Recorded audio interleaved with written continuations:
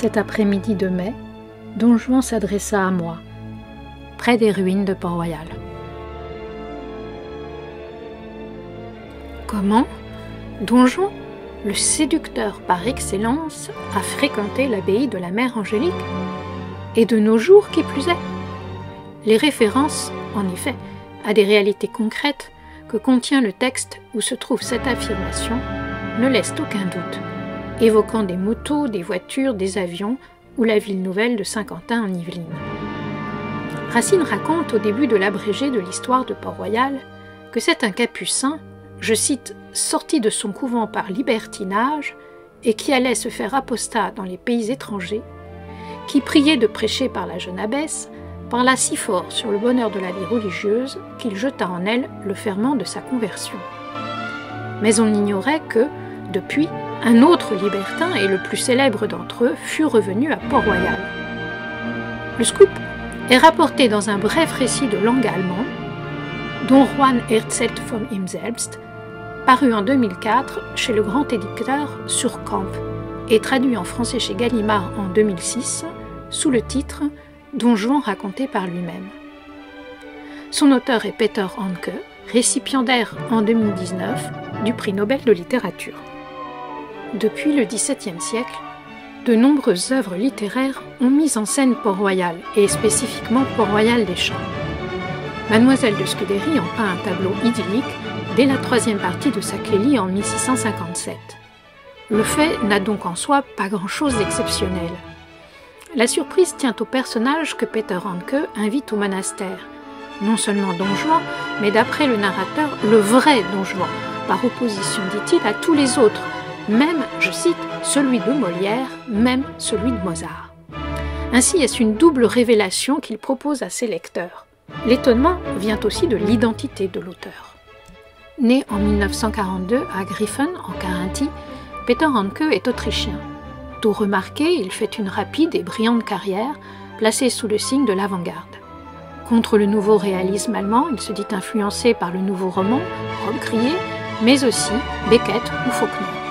Dans des fictions narratives, des récits, des pièces de théâtre, des scénarios pour le cinéma ou dans ses carnets de notes, Peter Handke s'emploie à dire un monde où il est malaisé d'habiter, un univers où l'errance physique traduit l'incertitude de l'homme, où le langage qui voile est également le seul instrument susceptible de dépouiller assez de soi pour approcher de la vérité logée en chacun.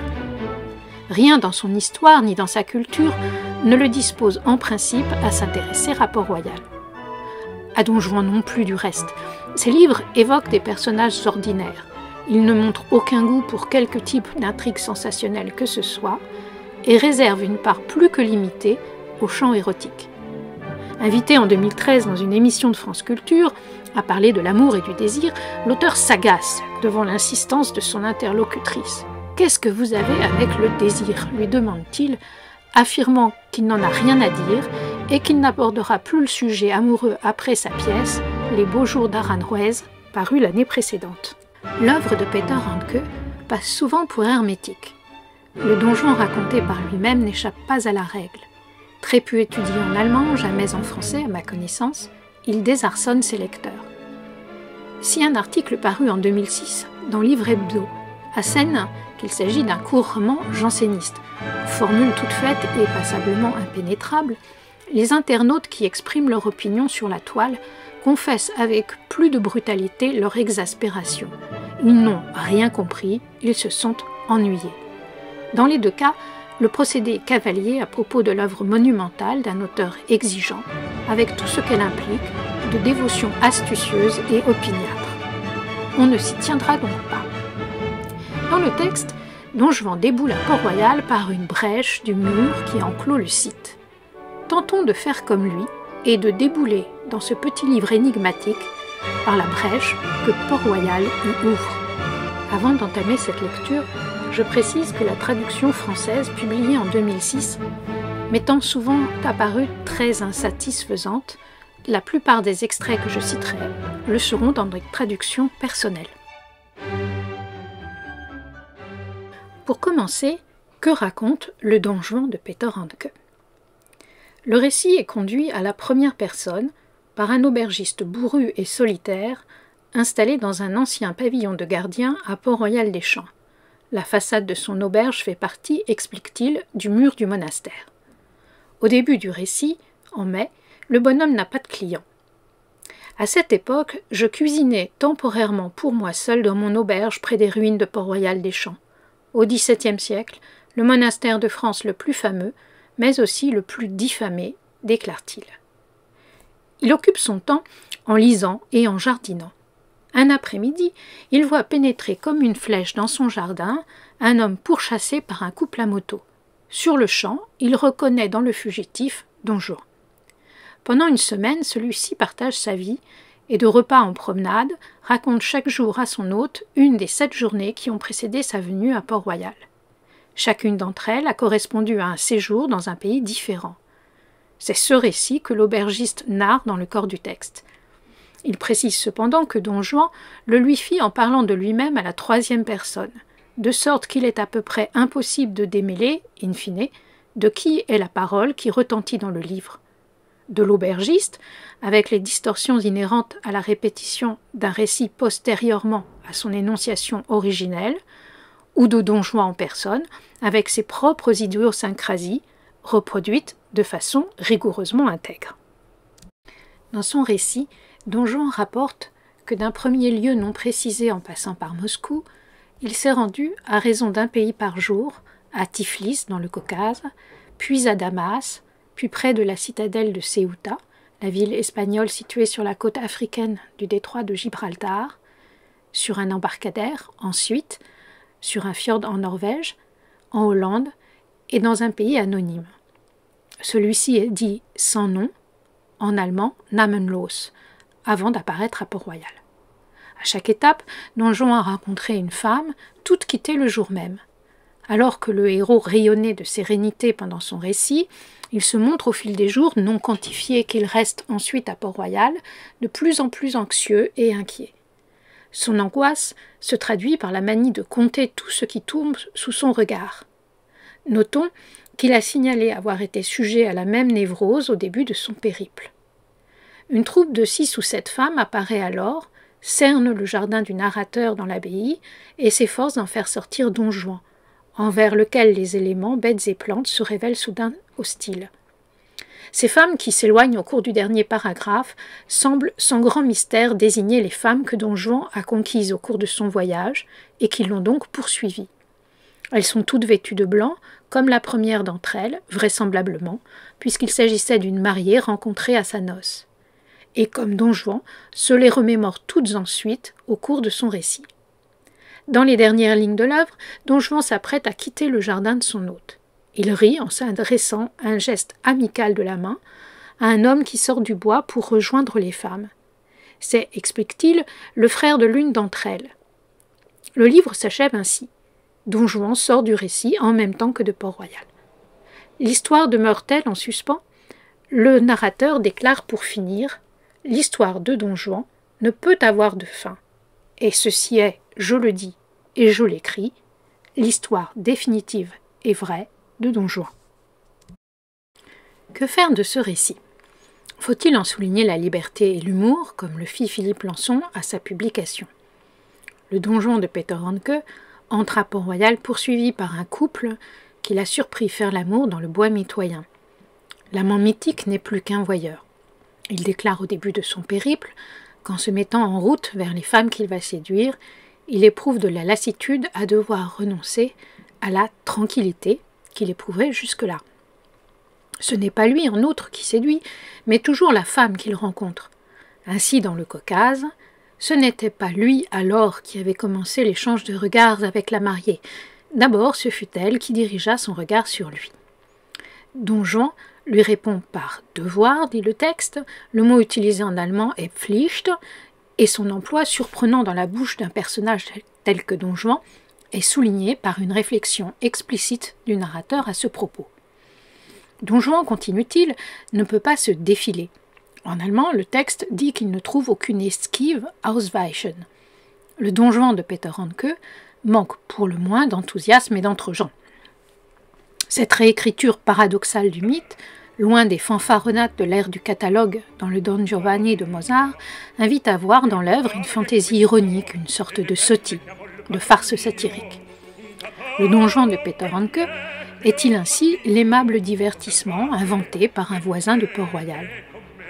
On sait que l'auteur habite depuis 1990 à Chaville, à quelques kilomètres du monastère.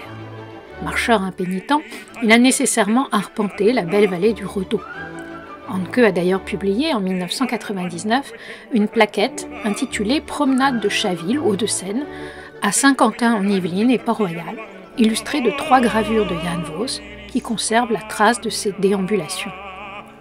Le peu de cas fait du Don Juan raconté par lui-même dans la bibliographie handkéenne invite à retenir cette hypothèse, peu en accord cependant avec le reste de la production de l'auteur portée à la gravité. Un examen plus serré de la représentation de Port-Royal dans l'œuvre dissuadera néanmoins de prendre ce parti. La moitié de la narration du Don Juan est consacrée au périple à l'étranger du personnage éponyme.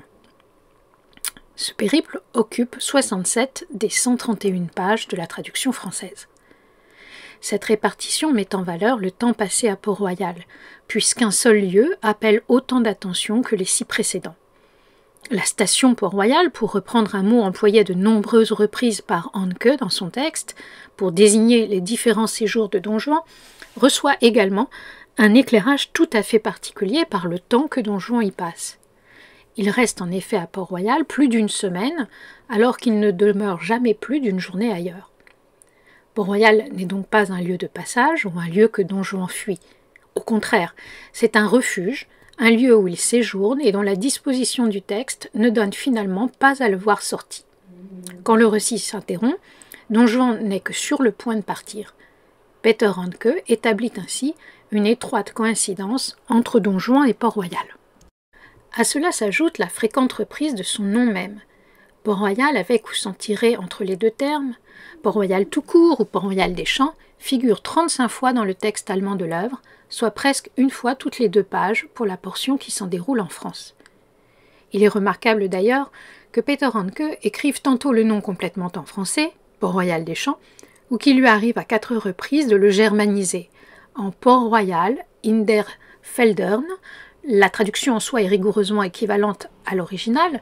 Felder est le pluriel de Feld, le champ, le N final étant la désinence du datif pluriel en allemand, mais elle révèle que Peter Handke s'approprie assez le nom de Port-Royal pour le transposer dans sa langue maternelle. Que représente-t-il maintenant de Port-Royal dans son livre? Handke établit que c'est un lieu célèbre de la France du XVIIe siècle. Il est à une demi-journée à cheval de Paris. Il mentionne ses ruines, ses vestiges, et le fait que ces religieuses ont été inhumées dans une fosse commune du cimetière de la localité voisine de Saint-Lambert. Peter Handke, qui cite les provinciales et l'abrégé de l'histoire de Port-Royal de Racine, le narrateur les lisait avant l'irruption de Don Juan, sait que Port-Royal a été pris dans des controverses violentes, que le monastère a fait l'objet d'une campagne de dénigrement intense. Il joue au début de l'œuvre sur l'assonance, en allemand, entre les adjectifs épithètes qu'il emploie à son propos, Berühmstätten, fameux célèbre au superlatif, et Berüchtigten, tristement célèbre au superlatif lui aussi. Ces polémiques ont trait, dit Handke, à la doctrine de la grâce, mais il s'abstient de fournir toute information plus précise. Son lecteur ignore ainsi que les religieuses de Port-Royal furent inhumées à Saint-Lambert au moment de la destruction du monastère et de l'exhumation de ses cimetières. Peter Handke ne donne le nom que de 2 personnalités liées à l'abbaye, Pascal et Racine. Disant que ce dernier a été l'élève des religieuses, il commet d'ailleurs un impair. Racine, élève des petites écoles de Port-Royal, eut pour maître quelques-uns des solitaires qui y enseignèrent, pas des religieuses cloîtrées. Ce bilan est donc maigre. L'histoire de Port-Royal, clairement, n'est pas l'objet du récit de Handke. Port-Royal est principalement évoqué d'un point de vue topographique et géographique. Le narrateur s'attarde sur sa situation dans la vallée du Rodon et de la Mérantaise, sur ses sources, sa flore et sa faune. La luxuriance de la nature à Port-Royal fait l'objet de plusieurs descriptions appuyées. Handke y souligne la présence d'un cèdre emblématique. Il a toutes les chances de renvoyer à l'arbre magnifique planté en 1810 qui se déployait devant le musée des Granges jusqu'à ce qu'une tornade le brise en février 2017. Port-Royal dans son ensemble, ou réduit au jardin du narrateur qui l'abrite, est chez Handke une enclave naturelle idyllique, un jardin d'Éden dans toute la splendeur du printemps. Plus qu'un monastère, Port-Royal figure un paradis terrestre. Bêtes et plantes y communient dans une égale allégresse, c'est un lieu heureux et bienfaisant. Le narrateur déclare dans l'Incipit « Don Juan avait depuis toujours été à la recherche d'un auditeur. En moi, un beau jour, il l'a trouvé. » C'est à Port-Royal que le protagoniste trouve l'objet d'une longue quête jusque-là jamais satisfaite. Le narrateur n'est pas de surcroît un banal auditeur. Il se montre rempli d'empathie pour Don Juan, à propos duquel il multiplie les déclarations élogieuses. Aubergiste, c'est aussi un hôte vigilant, un cuisinier prodigue, qui veille à restaurer Don Juan, à peine ce dernier lui fait-il comprendre qu'il a faim. Le motif de la cuisine, quête des aliments et confection des repas, n'a rien d'un détail anecdotique. Peter Handke lui a consacré un spectacle, dont il a publié le texte en 2001, dans une brochure écrite directement en français, « Pourquoi la cuisine ?» Partage, saveur, plaisir, la cuisine ouvre au récit, aux souvenirs, aux poèmes, à la chanson. Prose brève et pièces lyriques s'entrecroisent dans le recueil. La cuisine est du côté de la célébration, en même temps qu'elle propose une métaphore transparente de la création. Le caractère idyllique de la représentation de Port-Royal dans le Don Juan s'inscrit dans une topique ancienne. Régulièrement présenté comme un affreux désert ou une Thébaïde, Port-Royal n'en est pas moins systématiquement décrit par ses visiteurs, depuis le XVIIe siècle, comme un paradis terrestre.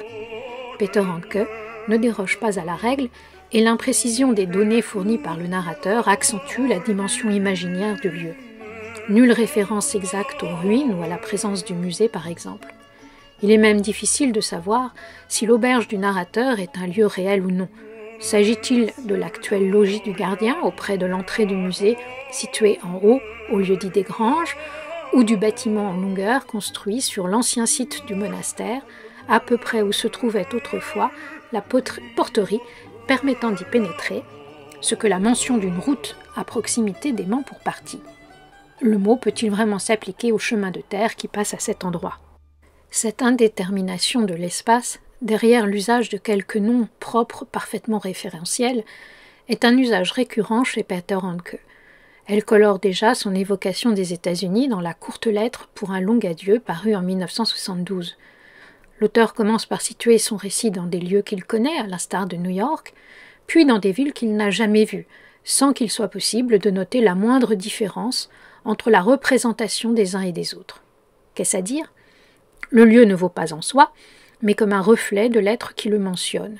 Il correspond à une image mentale.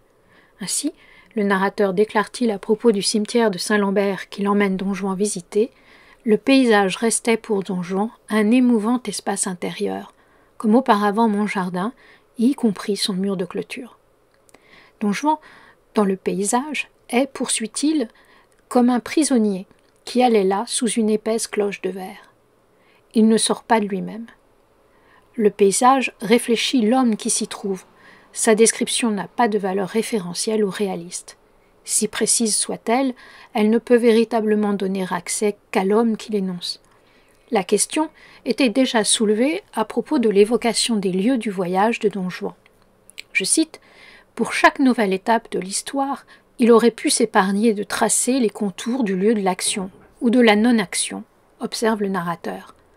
À moins, en vertu du dispositif narratif singulier mis en place par Handke, qu'il ne s'agisse de Don Juan lui-même.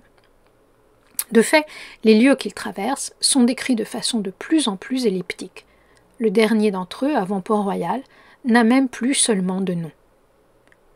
Sachant quel rôle essentiel lieux et territoires jouent chez Handke, l'attention accordée à Port-Royal en fait une clé de l'œuvre et dispose à discerner quelque chose de sa sacralité en Don Juan lui-même, de même que la scrutation de ce dernier pourra venir enrichir notre compréhension de la présence de Port-Royal dans le récit. Il est donc temps de se tourner vers ce dernier.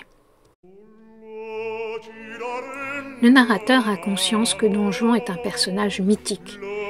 Il mentionne à plusieurs reprises sa célébrité et le nombre de ses avatars répandus dans la littérature ou dans le monde réel. fût-ce pour leur opposer son Don Juan.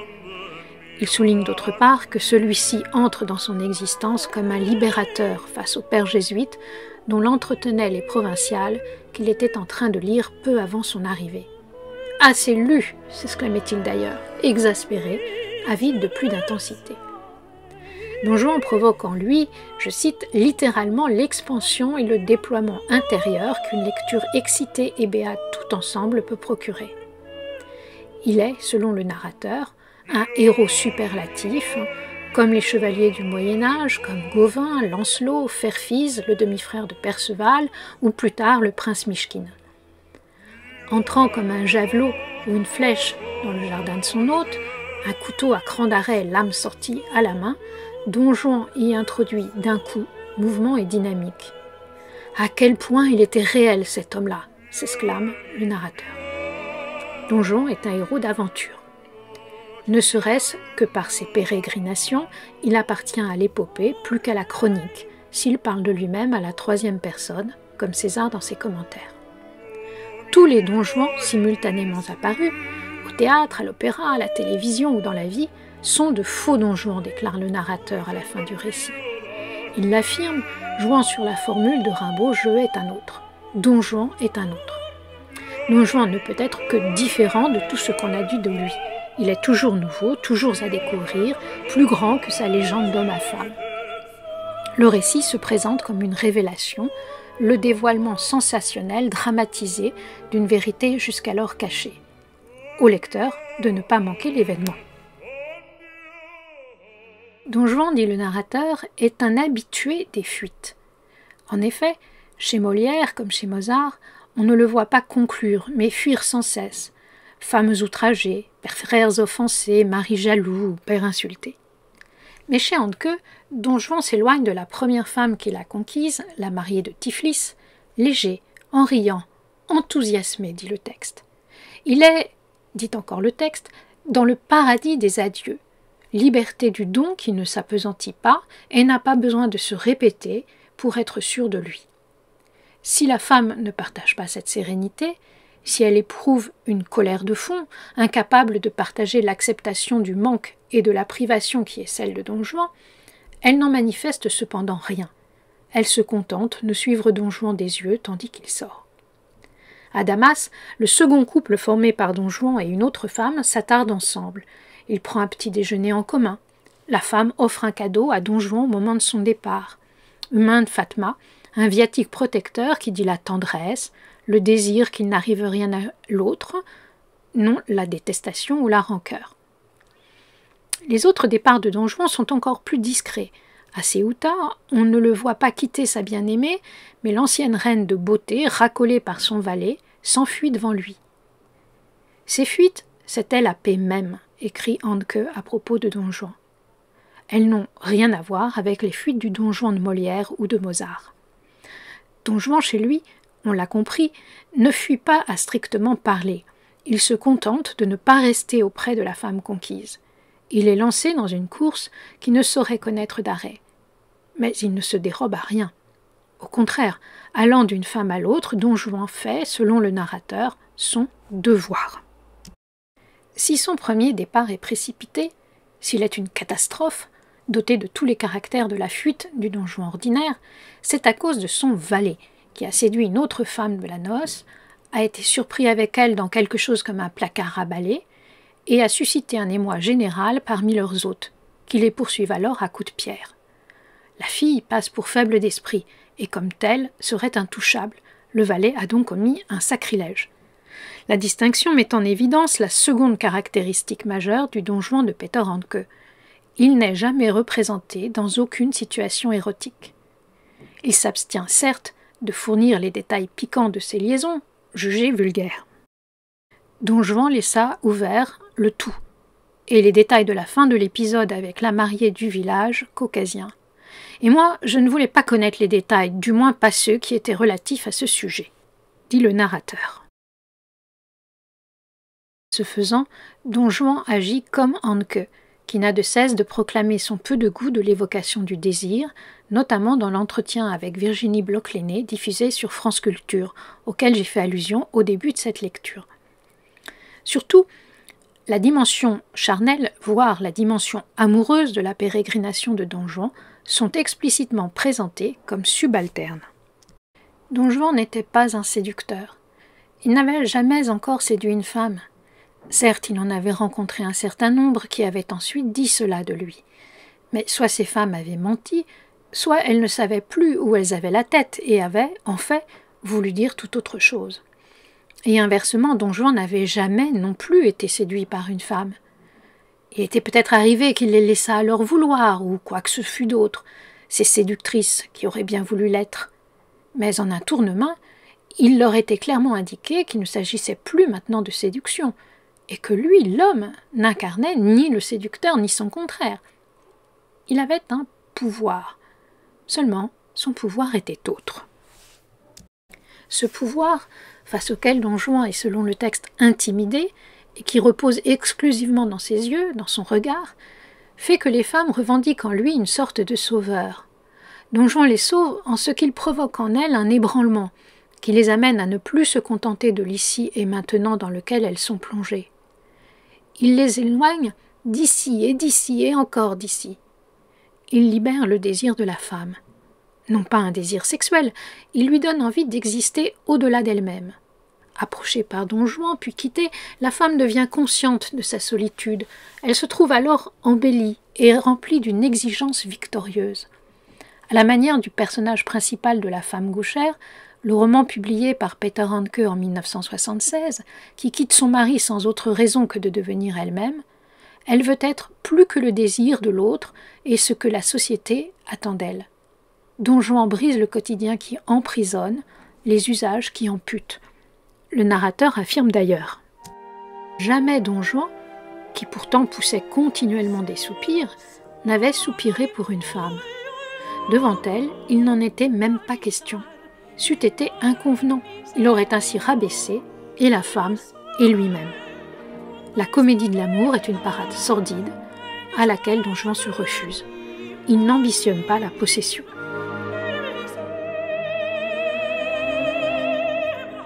Ce désir, dont la concupiscence charnelle est une traduction primitive, est le fait dans le récit de son valet, un personnage inférieur.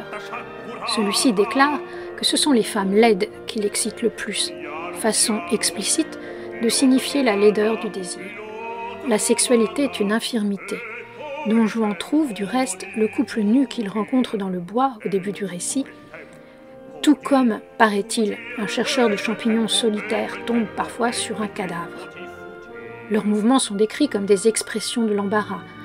À l'étonnement succède en Don Juan un frisson qui est de la tête aux pieds une opposition. Ils demeurent cloués par le dégoût devant des gestes que leurs exécutants accomplissent sans avoir conscience de faire quelque chose de secret et qu'il fallait cacher. Dans la pièce intitulée « Les beaux jours d'Aranjuez », presque 10 ans plus tard, le constat est toujours là. La femme, frappée par l'éclair du désir, n'est pas traversée d'en haut, mais d'en bas, dit-elle. Son désir vient de la terre. Elle devient une reine exilée, c'est-à-dire déchue, évoluant entre arbres, chats et chiens. Un être, dit-elle encore, illégal, une hors-la-loi. La première fois qu'elle se donne à un homme, c'est avec sérieux, dans un éblouissement. Pourtant, lorsque le couple revient à soi, il s'aperçoit qu'il est couché, je cite, sur un tas d'excréments, de la merde humaine, vieille, complètement desséchée. Mais grâce à l'air salé, le couple en effet se trouve dans une saline, bien conservé dans sa forme, indubitablement humaine, et même dans sa couleur. Un gigantesque ver de terre, qui était en réalité une sangsue devenue aussi immense et noire qu'un boudin noir, parce qu'elle est restée tout le temps accrochée au mollet de l'amant, avant de tomber rassasiée de son sang au dernier moment, achève de dire l'ambivalence et la pourriture intrinsèque de l'acte accompli. À l'exception du valet de Don Juan, la séduction est l'affaire des femmes. Encore le valet se révolte-t-il dans un long monologue de ce qu'il vit comme un assujettissement illégitime, scandaleux, létal, que la femme exerce sur lui pour le tuer. Et de fait, à ce moment, il est apparu couvert de griffures et de morsures, le cou pris dans une minerve. S'exclamant, à l'adresse de sa partenaire, « Meurs, ou retourne donc au désert », se figurant déjà qu'une sangsue se trouvait à côté d'eux pendant qu'ils s'aimaient. La femme est une diablesse, dont il ne compte que faire sortir l'enfant à force de caresses et de coups. La femme, au début de Don Juan, semble être seule à l'œuvre, dit le narrateur, dans le couple qui fait l'amour. Démoniaque, en dépit de sa blondeur et de la pâleur de sa peau, elle roule des hanches comme si elle charmait des serpents, poursuit-il. Et c'est une peau de serpent qui a mu que Don Juan voit pendre d'une branche non loin. Mais la femme, qu'il s'agisse de l'ancienne reine de beauté de Ceuta, la traînée conquérante, ou de Soledad dans les beaux jours d'Aranjuez, ne voit pas différemment le désir. Il n'est qu'une arme entre sa main pour se venger des hommes, qu'elle voit seulement comme une pluralité, refusant de leur accorder le privilège de l'unicité. Par le désir que les femmes suscitent chez les hommes, et qui les asservit à elles, qui les affaiblit, les humilie, par la brutalité avec laquelle ce désir les autorise à les traiter finalement, à les châtrer, dit la prostituée de Ceuta, elle se venge. Cette dernière déclare n'avoir aucune raison à cette passion qui la possède. Soledad, dans les beaux jours d'Aranjuez, précise « Les femmes se vengent, par la séduction qu'elles exercent sur les hommes, de la tyrannie qu'ils exercent sur elles dans l'ordre de la loi et de la société. » Mon esprit de vengeance n'était pas du tout dirigé contre un homme ou contre les hommes. Il était dirigé contre un autre esprit, un esprit hostile, ennemi qui régnait et qui me semble régner toujours sur ce monde. C'était un certain ordre du monde qui m'a inspiré l'esprit de la vengeance, et de même l'idée de réaliser, et oui, de fêter avec un homme cette vengeance sur l'ordre, oui, inspirée du monde quotidien. Vengeance sur la conspiration omniprésente et despotique du monde quotidien contre le corps et l'âme.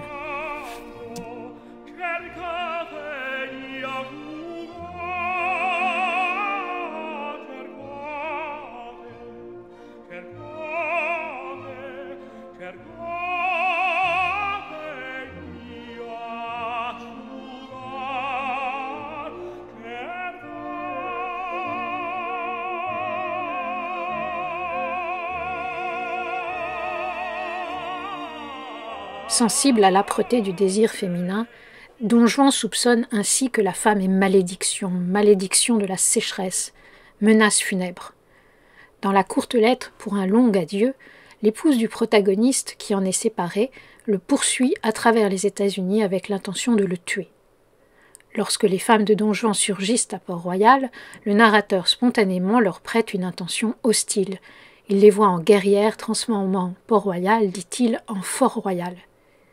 En Hollande, Don Juan voit apparaître à l'horizon la barque vide des Argonautes.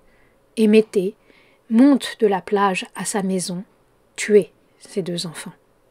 La femme, créature mauvaise, commet le crime entre tous inexpiable, l'infanticide.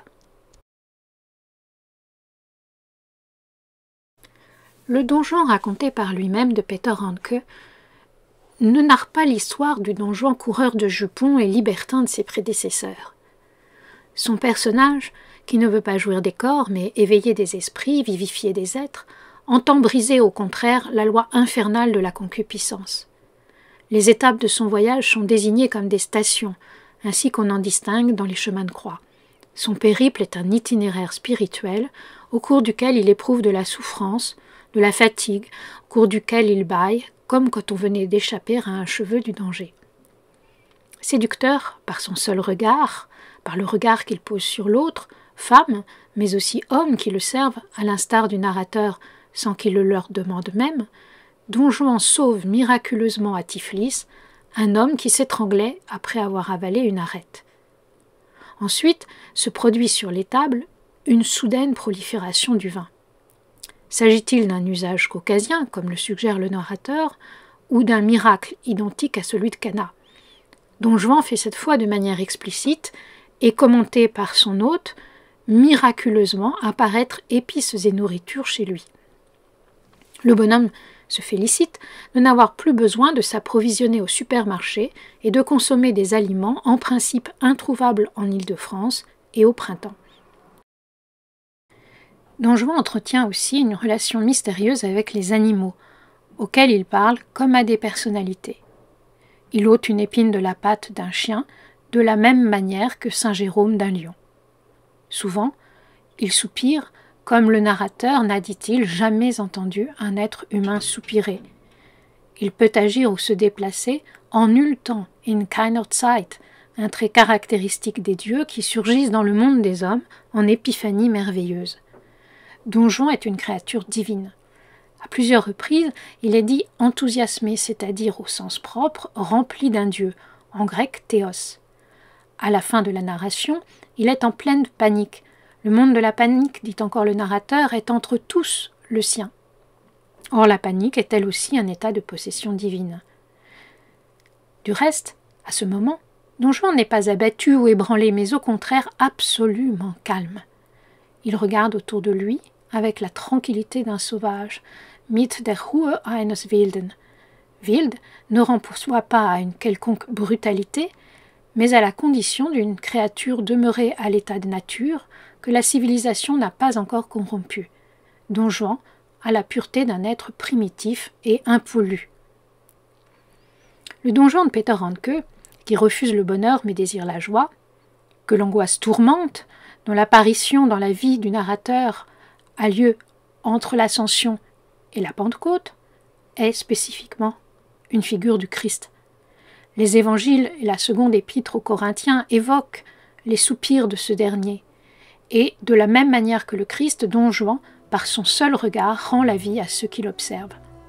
Spécifiquement, il remarque les très vieux ou les très jeunes, les enfants, non ceux qui sont adultes et forts. Il était, dit le narrateur,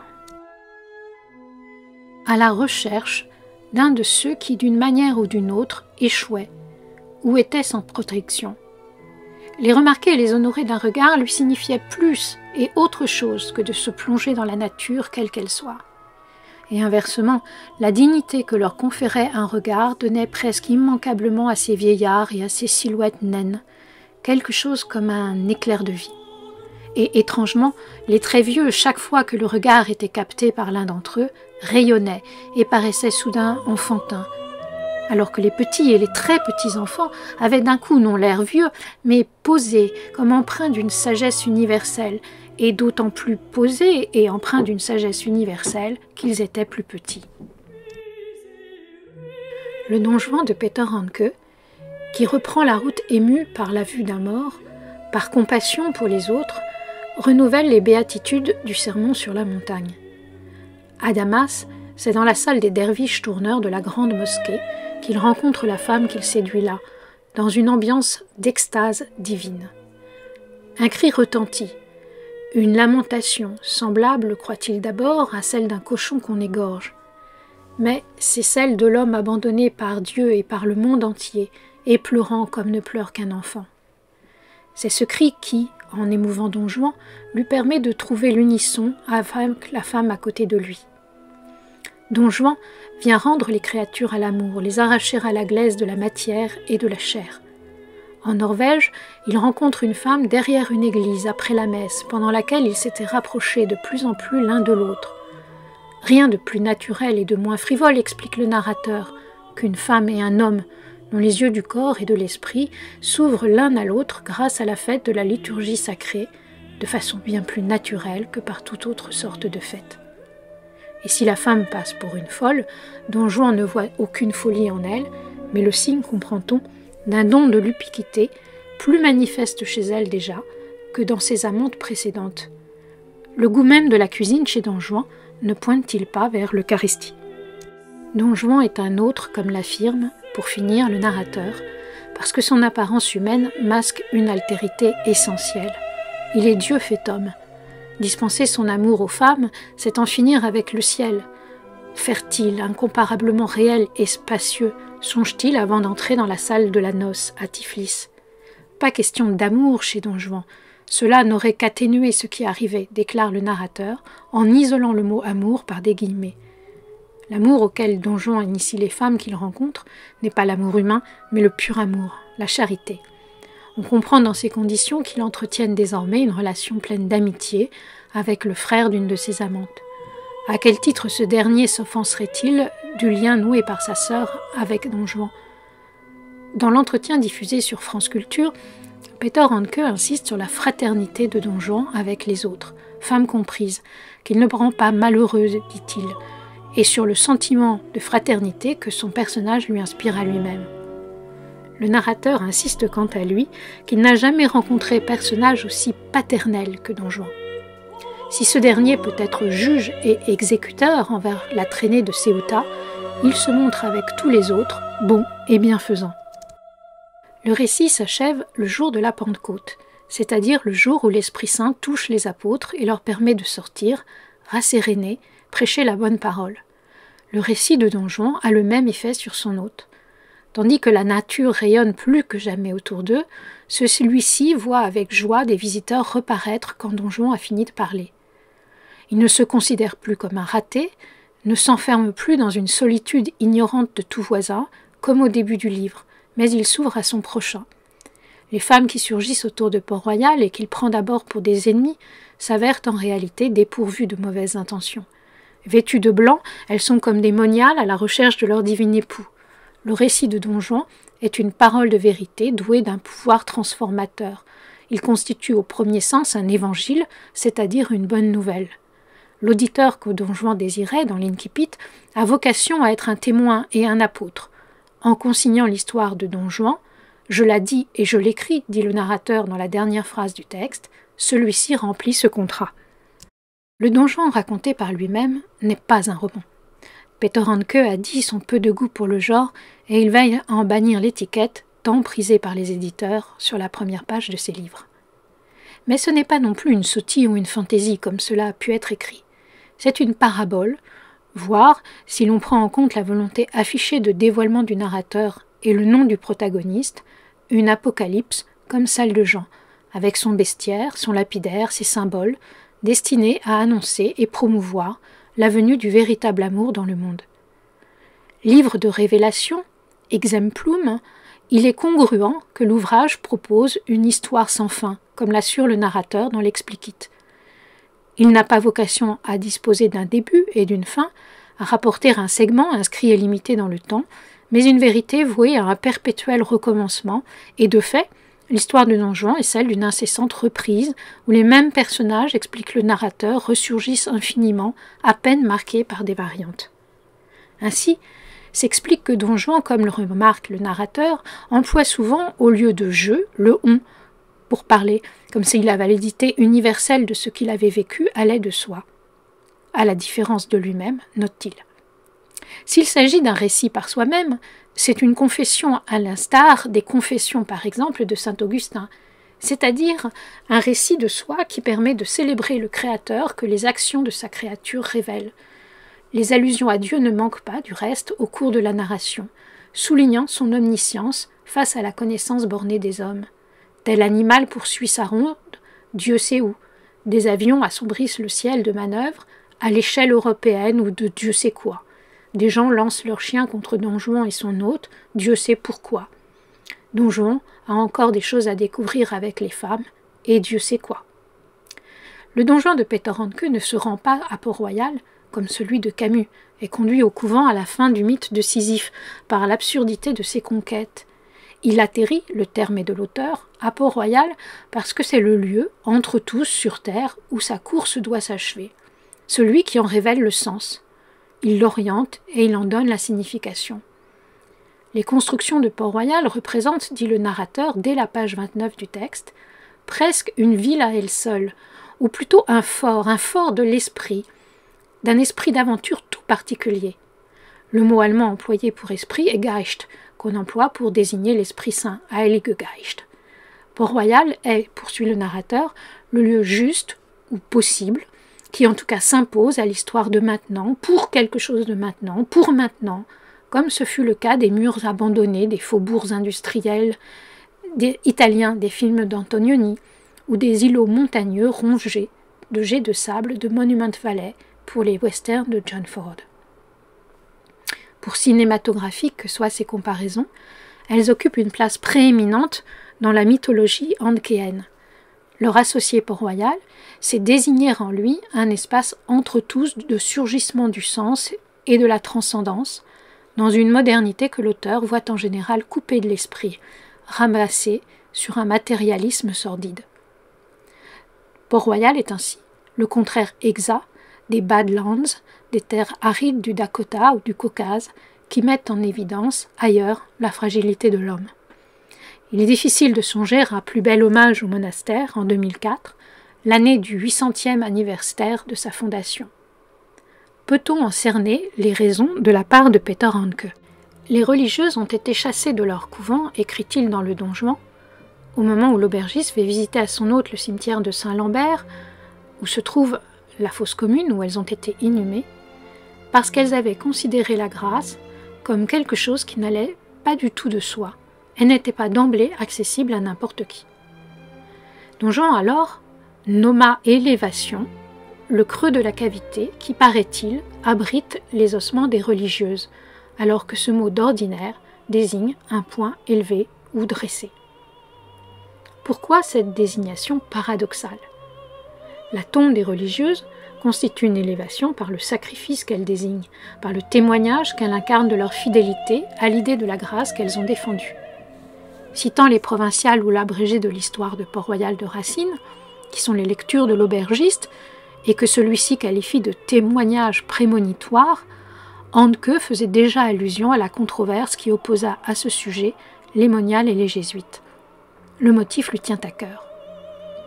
Il ne s'agit pas, bien sûr, d'exalter une doctrine qui exclurait du salut la plus grande partie des individus, mais de saluer une conception particulièrement haute de la grâce, une conception selon laquelle il ne saurait y avoir grâce sans épreuve ni effort, sans sacrifice absolu de soi.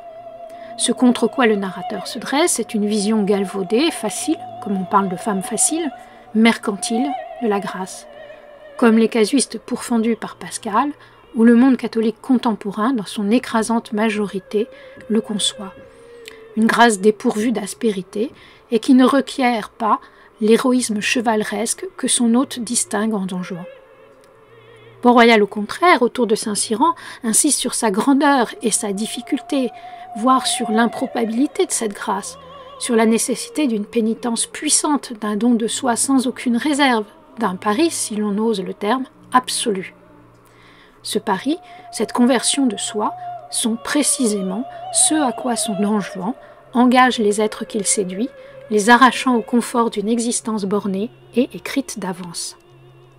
Il paraît ainsi à peu près indubitable que la fréquentation de Port-Royal et de ses auteurs, Pascal par exemple est cité plusieurs fois par Handke dans ses carnets, soit, au moins pour partie, à l'origine de l'essor du discours sur l'amour qu'on peut nettement déceler dans son œuvre à partir du Don Juan. C'est cet amour, non l'amour charnel, le désir, la baise, comme l'appelle le personnage de l'homme dans Les Beaux Jours d'Aranjuez en 2012, mais un amour profondément spirituel, aveu exemplaire de l'autre, qui empreint la pièce. Handke s'engage dans l'œuvre. Le personnage de l'homme, un écrivain, lui doit beaucoup. Et la pièce est dédiée à son épouse, laquelle interprète la femme dans le film que Wim Wenders en a tiré en 2016. Face à la journaliste qui voit dans l'entretien des protagonistes une conversation amoureuse, Handke rétorque avec courtoisie mais fermeté qu'il s'agit plutôt à ses yeux d'un dialogue socratique. Celui-ci invite à contempler un amour de type platonicien ou chrétien, mais en tout cas fondamentalement spirituel et éloigné des préoccupations managériales du couple. C'est l'amour encore qui l'emporte dans La Grande Chute en 2011. Le personnage principal, un comédien désœuvré, envisage d'abord, comme le héros de l'angoisse du gardien de but au moment du pénalty, de commettre un meurtre.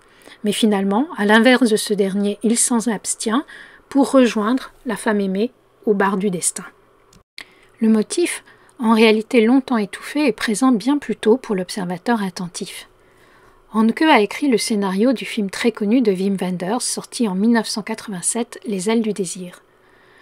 L'amour y fait l'objet d'une exceptionnelle valorisation, puisqu'un des deux protagonistes, l'ange Damiel, choisit de s'incarner par amour pour la trapéziste Marion. Mais précisément, Damiel est un ange, et précurseur du Don Juan de 2004, il n'est pas guidé par la concupiscence, mais par un amour assez charitablement puissant pour le faire déchoir de sa condition immortelle afin d'apaiser la solitude de Marion qui l'a ému. Marion, que son nom rapproche quant à elle de la Vierge. Déjà, s'il est un amour véritable et salvateur, c'est celui qui se détourne de la quête univoque du plaisir, de la satisfaction des sens, qui n'entend pas posséder l'autre, mais lui faire du bien, l'entraîner vers davantage de vérité et de plénitude. Si Damiel, dans les ailes du désir, est un ange amoureux, Don Juan, dans l'œuvre qui lui est consacrée, est un amant angélique. Les deux figures communiquent pour affirmer qu'il ne saurait être de vrai amour trop humain. Celui-ci aveugle, il étouffe. C'est l'expérience malheureuse de Bloch, le protagoniste, de l'angoisse du gardien de but, lorsqu'il vient de faire l'amour avec une jeune fille, et qu'il sent monter en lui un malaise insurmontable. Bloch s'interroge alors, est-ce parce que je n'ai fait que coucher avec elle ? Avant, exaspéré par le verbiage stupide de la donzelle, de commettre l'assassinat qui le condamne à une éternelle errance. Le Don Juan raconté par lui-même, par la place qu'il accorde à Port-Royal et par la représentation que l'auteur en donne, amène à prendre conscience de l'importance, fût-ce en creux, du terme de l'amour dans son œuvre, où il est réputé à être réduit à la portion congrue. Il invite aussi à y entamer l'étude, à ce jour négligée, je crois, de l'influence du catholicisme. Peter Handke a plusieurs fois évoqué l'étouffement qu'il avait ressenti au cours de ses années au lycée catholique de Tannsenberg, dont les élèves étaient censés se vouer, in fine, à la prêtrise. Il a parlé à ce propos du sang noir du catholicisme, amenant à penser qu'il l'avait unanimement rejeté. La façon dont le narrateur du Don Juan ironise sur les visites du curé de Saint-Lambert va dans ce sens.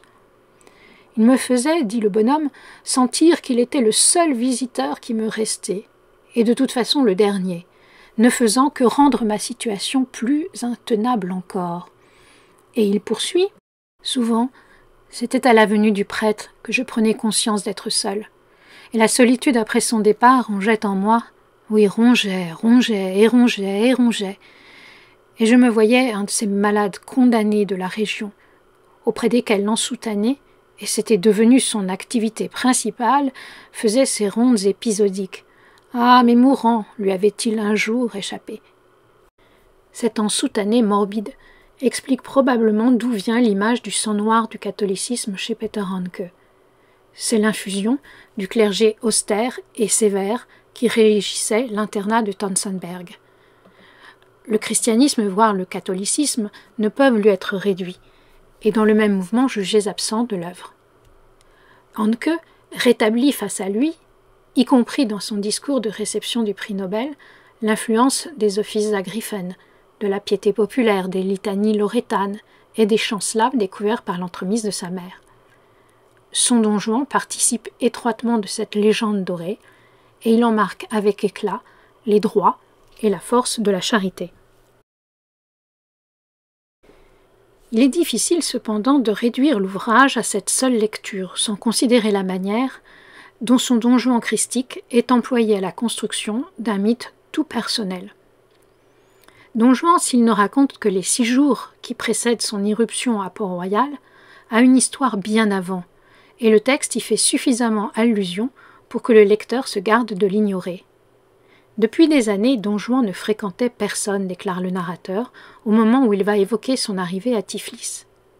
Don Juan, en effet, est en deuil. Il va en Géorgie, comme il erre alors à travers le monde, sans but particulier. Seul le poussait sa tristesse et son deuil. Porter son deuil de par le monde et lui transmettre à lui le monde. Il vivait son deuil comme une force.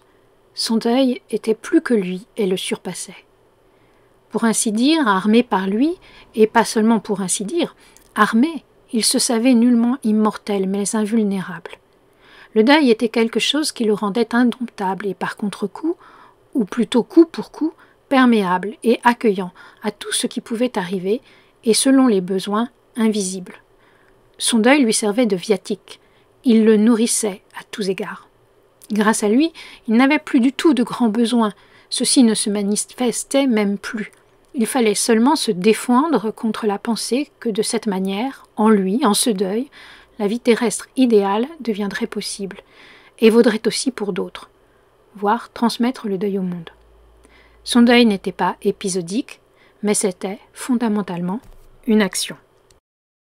Son deuil délivre Don Juan du temps et du désir. Il lui permet de rester sur son quant à soi.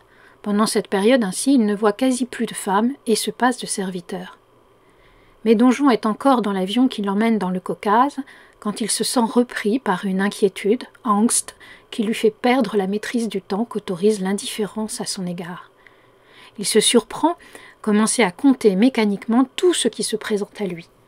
La vue d'un mort sur la route augmente sa sensibilité. Quand il voit la mariée, c'en est fait de sa solitude. Don Juan n'est pas moins en deuil, aucun oubli en lui, mais il est repris par le souci des autres. Or, si le narrateur déclare et répète que Don Juan est orphelin, qu'il a perdu l'être humain qui lui était le plus proche, il ne s'agit pas de son père ni de sa mère, mais de son enfant, son seul enfant. Un instant, le narrateur s'interroge, ou bien était-ce sa femme, la seule aimée, qui était morte? Mais l'hypothèse n'est plus jamais reprise. Don Juan, le séducteur auquel nulle légende ne prête un enfant, est père chez Handke, et le lien qui l'unit à l'enfant est suffisamment puissant pour le jeter dans un deuil primordial. L'innovation est majeure. Le narrateur juge d'ailleurs Don Juan paternel. Or, en même temps qu'il prodigue à son lecteur la révélation de la paternité de Don Juan, il ne nomme jamais une épouse ou une femme que Don Juan ait eue et qui ait pu être la mère de l'enfant. Don Juan est le père d'un enfant dont la mère est inexistante au récit. La situation n'est pas unique chez Handke. Tel est le cas du protagoniste en 1972 de la courte lettre pour un long adieu. Séparé de sa femme qui le pourchasse à travers les États-Unis dans l'intention, dit-elle, de le tuer, le protagoniste vit seul avec son enfant. Histoire d'enfant, en 1981, raconte de nouveau la vie d'un père seul avec son enfant, et il n'y a, cette fois-ci, aucune mention de la mère. Parallèlement, La femme gauchère, en 1976, sépare l'enfant de son père à son bénéfice à elle.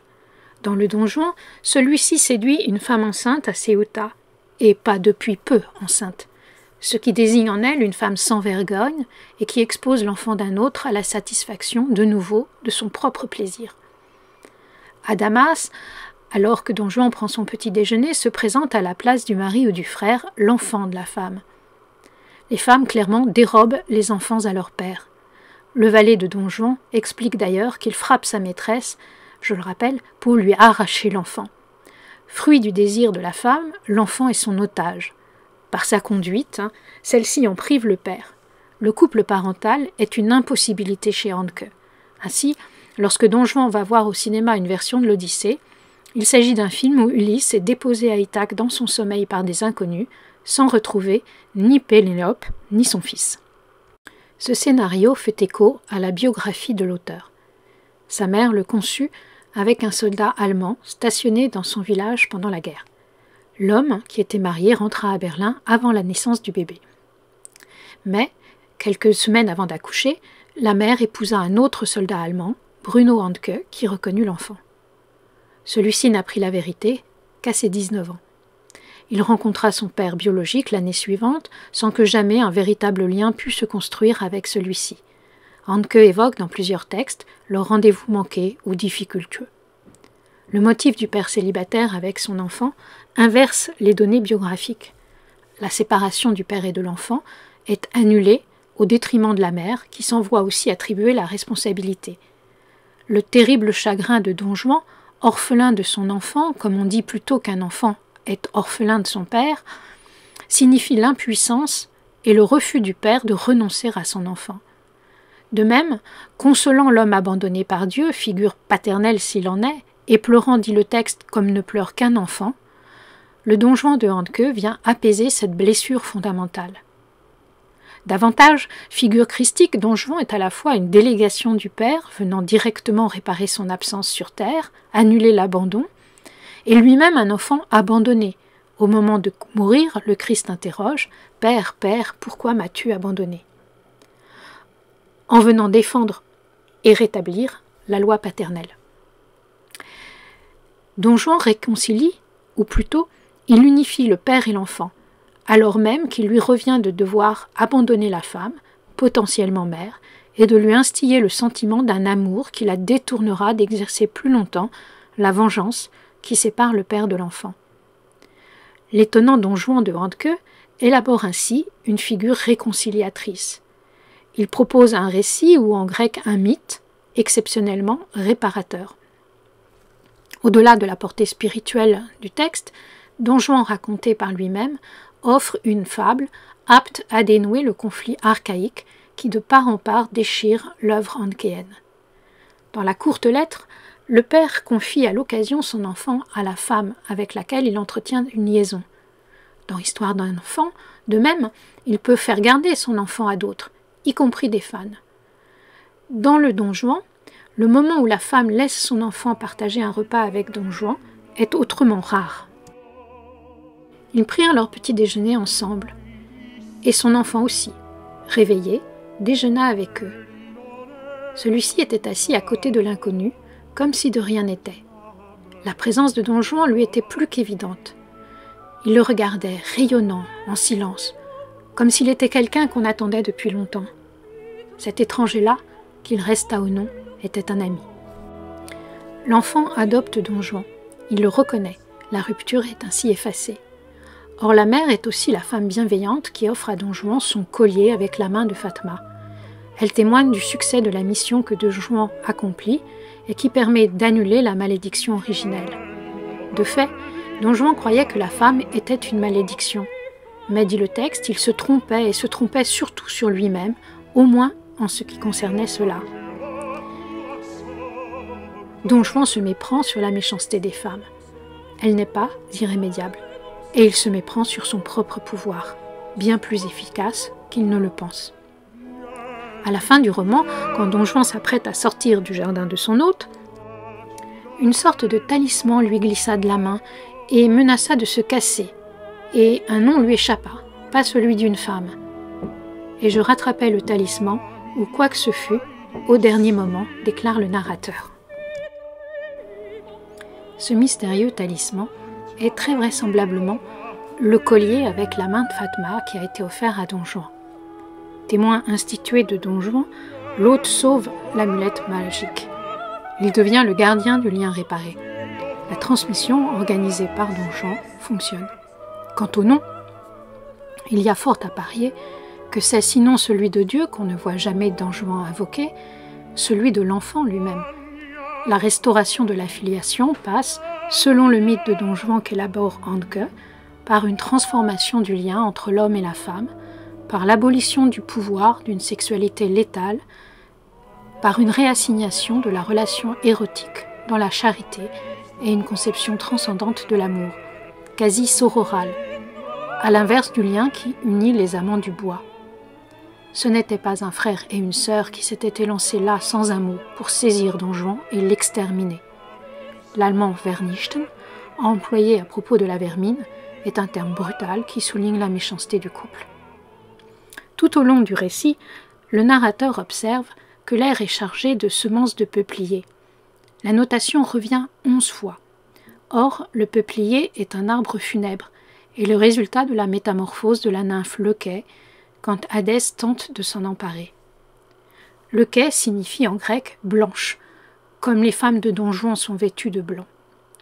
Les semences de peuplier, signe de fécondation venue d'une substance funèbre, attestent d'une victoire sur la mort. Le détail, la vérité se niche dans les détails, tout écrivain le sait bien, vient désigner le récit de Don Juan comme une bonne parole, annonciatrice d'une réparation et en soi pharmacone, remède, pourvu qu'elle soit bien entendue et transmise. Il vient aussi inscrire, au cœur du mythe, Port-Royal. Les religieuses, sous le scapulaire, portent une robe blanche qui peut les apparenter aux femmes de Don Juan, mais surtout, elles sont celles qui ont été ensevelies, dont l'aubergiste et Don Juan vont visiter la tombe à Saint-Lambert, sans que la mort ait pu les vaincre. 300 ans plus tard, les ruines du monastère perpétuent sa mémoire et sa pensée. Don Juan s'emporte au cimetière que le gardien ait mis à sécher, à ses fenêtres, des draps et des nappes à carreaux rouges et blancs. C'est en effet désacraliser le lieu, souillé par la présence de linges liés aux fonctions primitives du corps, alimentation, sexualité et sommeil, un espace où il distingue quant à lui une élévation de l'esprit. L'histoire et le combat de Port-Royal sont un exemple entre tous de triomphe sur les puissances du mal propre à soutenir le mythe que Don Juan vient proposer. ils en sont un symbole éclatant. Faut-il discerner dans cette conclusion une hypercritique hasardeuse? Dans sa conférence du Nobel, Peter Handke cite d'abondance l'exhortation que Nova, à la fin de son poème dramatique Par les villages, adresse aux hommes et aux femmes qui se sont déchirés, pour les inciter à la résistance contre la haine et à la réconciliation. Il faut concevoir l'enfant de la paix, les presse-t-elle, écouter la musique des caravanes, déjà évoquée dans Don Juan, aller éternellement à la rencontre, passer par les villages, toute chose que précisément fait Don Juan. Or, la scène se déroule dans un cimetière. Le cimetière, le lieu du deuil, la confrontation à la mort, sont, comme le deuil dont Don Juan fait l'expérience, le passage obligé de toute naissance, délivré des miasmes du mal originel. Dans le même texte, Handke attribue l'origine en lui de l'écriture au récit que sa mère lui fit quand il était enfant de la mort de ses oncles. Histoire d'une polémique violente au nom de la grâce et de l'esprit, d'une diffamation qui alla jusqu'à sa destruction par le roi, mais aussi d'une infrangible résistance, Port-Royal réunit tous les éléments de la leçon que l'auteur choisit de délivrer à un moment capital de son cheminement d'écrivain. Ce long exposé appelle une brève conclusion. Don Juan raconté par lui-même est un livre aussi paradoxal que séminal dans l'œuvre de Peter Handke. Sa complexité même interdit au lecteur la paresse. Crime contre l'intelligence, elle entrave de surcroît la transmission d'emblée revendiquée. Don Juan cherche un auditeur, comme tout écrivain, un lecteur digne de ce nom. L'ouvrage est à la fois une variation littéraire, comme il existe des variations musicales, une parabole, un mythe personnel et une fable, bien sûr, sur l'écriture et ses enjeux. Non seulement l'inscription de Don Juan à Port-Royal est loin, dans ce contexte, d'être une pure provocation, une fantaisie ou une incohérence, mais elle offre probablement, au monastère de la Mère Angélique, une de ses plus riches interprétations. Sans doute, la morale qui se dégage de l'œuvre est fondamentalement optimiste, étant à nier qu'il n'existe aucun irrémissible figmentum malum dans le cœur de l'homme, aucun fond irrémissiblement mauvais dont volonté et opiniâtreté ne pourraient venir à bout. Aucun de vous n'est le coupable, affirme Nova, dans De par les villages. Handke, par là, peut sembler en désaccord complet avec la vision augustinienne de l'homme soutenu par Port-Royal. Mais si Pascal s'oppose à Handke sur la question de l'existence du mal, l'un et l'autre se rejoignent quant à l'énergie qu'il convient de déployer contre lui et à la nécessaire et radieuse prééminence de la joie.